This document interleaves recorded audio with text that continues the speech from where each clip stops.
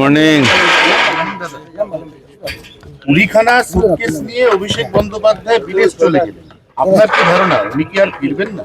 CN Bumrah রহস্য তো আছেই, সেই জন্য বিদেশ যাওয়ার জন্য এত পিড়াপিড়ি চলছিল।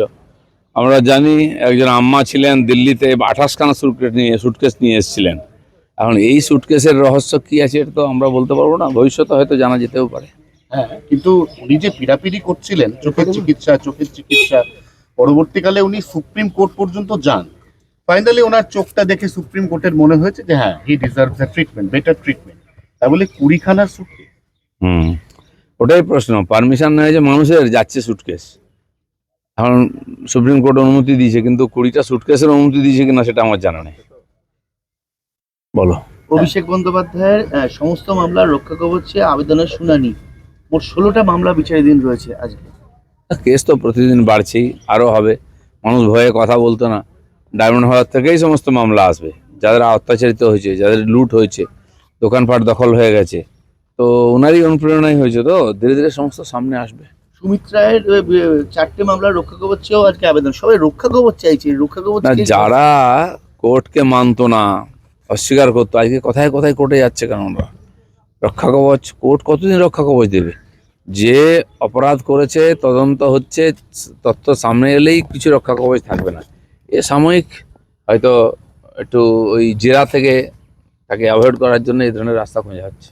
মসজিদে মাইক খোলা নিয়ে প্রতিবাদে আজকে পথে নামছেন সিদ্দিকুল্লাহ চৌধুরী। যে সিদ্দিকুল্লাহ চৌধুরীর বিরুদ্ধে একাধিকবার নিজেরই যারা সমর্থক কর্মী তাদেরকে কন্ট্রোলে না রাখতে পারার অভিযোগ উঠেছে বারবার। এইসব কিছু লোক আছে উটকো হঠাৎ ভেসে ওঠে, তারা হেরে ভূত হয়ে গেছে, মানুষকে খেপিয়ে একদিন যে রাজনীতি করে এসছে, মুসলমান সমাজকে ঠিকানিয়ে নিয়েছিল এরা। মুসলমানরা গত 15 বছরে কি পেয়েছে একবার হিসাব করে হোক। কেন্দ্রের পাঠানো কিছু টাকা তাদেরকে ঘুষ দেওয়া হয়েছে, একটা স্টাইপেন্ড 2জনকে 3জনকে দেওয়া হয়েছে। তারা বাধ্য আজকে অন্যায় ঝান্ডার তলায় হাঁটতে। এখন তারা সবচেয়ে বেশি কনফিউজ, কোন ঝান্ডাটার তলায় হাঁটবেন, কোন ঝান্ডা হাতে নেবেন।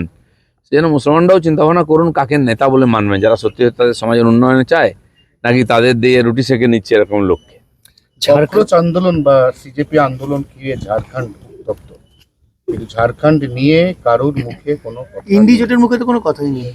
দেখুন, ওখানে কোশ্চেন লিগকে নিয়ে ছাত্ররা আন্দোলন করছেন, আর তাদের সে অধিকার আছে। কিন্তু যারা দিল্লিতে নাটক করেছিল, রাজনৈতিক ড্রামা হলো ওখানে মন্ত্রীকে পদত্যাগ করার জন্য, তাদের কিন্তু মাঠে দেখা যাচ্ছে না।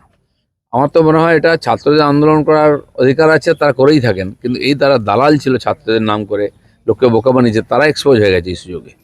রাহুল গান্ধী তার বিবৃতি দিলেন, ছাত্রদের পক্ষে বিবৃতি দিলেন, কিন্তু দিল্লিতে তিনি পৌঁছে গেছিলেন, ঝাড়খণ্ডে আসার সময় হলো না। না, সেই জন্য আসবেন, হয়তো জবাব তো দিতেই হবে, দিল্লি হোক আর ঝাড়খণ্ডই হোক। এই যে ছাত্রদের খেপিয়ে যারা রুটি সেঁকেছে রাজনীতির, তাদেরকে জবাব দিতেই হবে সমাজের সামনে। না, এটাই জিজ্ঞাসা যে দিল্লিতে গরম স্ট্যান্ড পয়েন্টটা, কারণ তাদের সরকার আসলে কোনো না কোনোভাবে নরেন্দ্র মোদীজিকে টার্গেট করতে হবে। আর বিদেশি গডফাদারদের অঙ্গুলি হেলনে অর্থে এই সমস্ত কিছু হচ্ছে, তো নরেন্দ্র মোদীকে কোনো না কোনোভাবে টার্গেট করার মাধ্যমে করার চেষ্টা হচ্ছে। কিন্তু এখানকার জনতা খুবই সজাগ, তারা খুবই অভিজ্ঞ। গণতন্ত্র আজকে নয়, আমাদের এখানে যুগ যুগ ধরে আছে। আর সেই গণতন্ত্রকে কেউ যদি বিভক্ত করতে চায়, ক্ষতবিক্ষত করতে চায়, সাধারণ মানুষই ঢাল হয়ে দাঁড়াবে। বলছি, যন্তর মন্তরের যে মূলত ছাত্র আন্দোলনের বার্তা দিয়েছিল এবং রাস্তায় নেমেছিল ওই নেহা, আজকে কলকাতায় আসছে। নেহা বোরা আজকে কলকাতায় আসছে সে ছাত্র আন্দোলনের বার্তা দিতেই। অভিযোগ উঠছে যে উনি কোনো মঞ্চ পাননি, কারণ ওরা মঞ্চ চেয়েছিলেন, বিভিন্ন কারণ দেখিয়ে সেই মঞ্চের পারমিশনটা শেষ পর্যন্ত এই যে নেতার নেত্রী হয়, যার পিছনে লোক থাকে, তার মঞ্চ লাগে না, রাস্তাই তার মঞ্চ। এরা তৈরি করা নেতা, তৈরি করা মঞ্চ, তৈরি করা মিডিয়া দিয়ে নেতা হয়। আমরা দেখেছি কমিউনিস্টদের যে অনুযায়ী আন্দোলন হতো ওখানে, আর ওখান থেকে নিয়ে এসে এখানে ভোটে লড়ানো হতো। এটা করা হয়েছে, তারা কোথায় গেল আজকে? এই যে হঠাৎ ক্রিয়েটেড নেতা রাতারাতি হয়ে যায় না, মানুষ তাদেরকে স্বীকার করে না। গোটা কলকাতা জুড়ে গতকাল উত্তর কলকাতা স্পেশালি ভয়াবহ অবস্থা হয়েছে, তাদের ভেসে গিয়েছে রীতিমতো প্লাবিত। প্রশ্ন হচ্ছে এটাই যে বোর্ড ভেঙে চলে যাওয়া, তড়িঘড়ি করে চলে যাওয়া, তার ফল কি ভুগতে হচ্ছে এখন মানুষকে?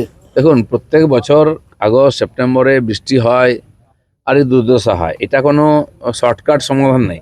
যত শহর, খালি কলকাতায় কেন বলছেন, বাকি শহরগুলো দেখুন দুর্দশা কি চলছে। চারিদিকে আর ড্রেন বন্ধ করে, পুকুর বন্ধ করে, মানুষের অবস্থা দুর্বিষহ, টাকা পয়সা দিয়ে জোর করে পারমিশন করে নিয়ে বাড়ি করে নিয়েছে। যে পুকুরগুলোতে জল জমা হতো সে পুকুরগুলো নাই, বাইরে বেরোবার ড্রেন নাই, এবং পুরো শহরকে গ্রামাঞ্চলে বড় বড় বাড়ি করে পঞ্চায়েতের আইনের সুযোগ নিয়ে, কোনো আইন ছিল না, আমরা নতুন আইন বানাচ্ছি পঞ্চায়েতে যাতে এই ধরনের বদমাইশি না হয়। তো গ্রামের পঞ্চায়েতে বড় বড় বাড়ি করে, মানে এই যে রুরাল আর আরবানের মাঝখানে একটা শব্দ চালু হয়েছে, রারবান। সেই রারবান এলাকাটা যথেচ্ছ বাড়িঘর, বড় বড় ফ্ল্যাট করে রাস্তা আটকে থাকে, কোনো ড্রেন নেই, কোনো রাস্তা নেই। আমাদের পঞ্চায়েত বিভাগে, পঞ্চায়েত এলাকায় বাড়ি করলে তার জন্য কোনো আইন ছিল না, এক পাতার একটা খালি নির্দেশিকা ছিল। একাধিক রাজ্যেতে এই ধরনের আইন তৈরি হয়েছে, কারণ গ্রামের দিকেও আজকাল বড় আবাসন তৈরি হচ্ছে, ফ্ল্যাটস তৈরি হচ্ছে, সেটা কন্ট্রোল করতে হবে। সেজন্য আমরা বিভিন্ন রাজ্যের আইনকে স্টাডি করে আর একটা আইন তৈরি করেছি, সেটা খুব সিস্টেমে দেওয়া হয়েছে, এই ফাইন্যান্স পর্যন্ত গেছে। খুব তাড়াতাড়ি আমরা রুল নিয়ে আসছি যাতে ঠিক শহরের মতোই সমস্ত আইন কানুন করে ওখানে বাড়ির পারমিশন পাওয়া যাবে।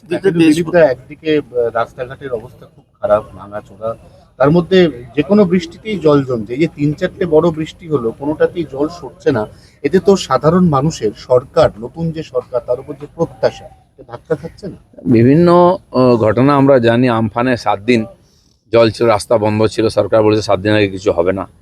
কলকাতায় বৃষ্টি হলে আর গঙ্গায় যদি বান আসে বা জোয়ার আসে, তখন জল নিকাশি ব্যবস্থা ঠিক হয় না, গঙ্গাই আমাদের মাধ্যম। এটা প্রায় হয়ে থাকে, 2-3 ঘন্টা ডুবে যায়। গত বছর আমরা দেখেছিলাম দক্ষিণ কলকাতায় বহনীপুর থেকে আরম্ভ করে বালিগঞ্জে কি ভয়ঙ্কর পরিস্থিতি হয়েছিল। কলকাতার অভিজ্ঞতা নতুন নয়, ঠনঠনিয়া কালীবাড়ি এলাকায় বিস্তীর্ণ এলাকা জল জমে একেবারে কল স্ট্রিট পর্যন্ত। তো এইগুলোর স্থায়ী সমাধান করতে হবে ধীরে ধীরে, পুরো প্ল্যান করে, মাস্টার প্ল্যান করে। পুরনো ড্রেন, আন্ডারগ্রাউন্ড যে ড্রেন, সেগুলো জমে গেছে, বৃষ্টিটাকে পরিষ্কার করা উচিত, এবং স্থায়ী সমাধানের জন্য রাস্তা বার করতে হবে, খালের সঙ্গে সম্পর্ক বার করতে হবে।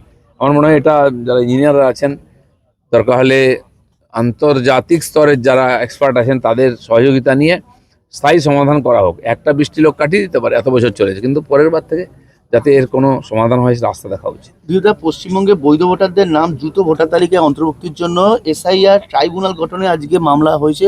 আজকে দ্রুত যাতে শুনানি হয়, এবং অধীর রঞ্জন চৌধুরী এই মামলাটা করেছে যাতে বৈধ দেখুন, ভোটার এক নাম। সময় যখন এসআইআর এখানে লম্বিত হয়ে গেছিল টিএমসি চক্রান্তে, 228 জন না কত জজকে বাইরে থেকে ম্যাজিস্ট্রেট নিয়ে এসে এখানে এমার্জেন্সিতে করা হয়েছিল।